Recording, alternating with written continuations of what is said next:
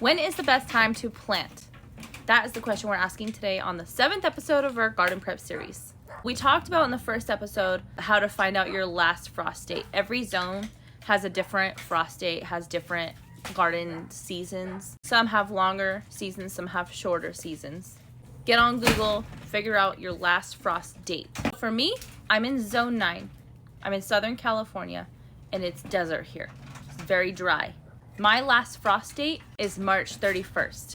Some plants are better started in the spring, in the earlier part of the garden season, and some stuff is better started later. Even though my last frost date isn't till March 31st, that doesn't mean that my area will be ready to start planting. Conditions in my area might not be ready yet. One thing you can do is to Google search your soil temperatures in your area. Pretty much what's ideal is between like 65 and 80 degrees in your soil temperatures. And by soil temperatures, that means that your soil temperatures are not going to drop below 60 degrees overnight. So for me personally, I'm going to start my seeds 2 weeks before my last frost date. So I'll start seeds like tomatoes, peppers, eggplant, tomatillos, marigolds, herbs like basil, cilantro, chamomile. Those are the kind of seeds that you want to start before you plant them in the ground. So since my last frost date is March 31st, I'm going to start my seeds indoors by the weekend of March 15th and 16th.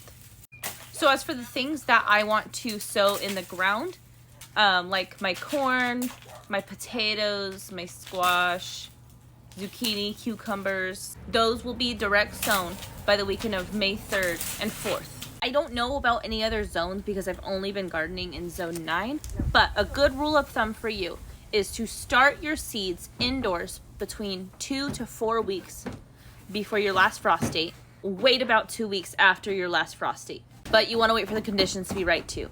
And you'll know the conditions are right because spring just hits different.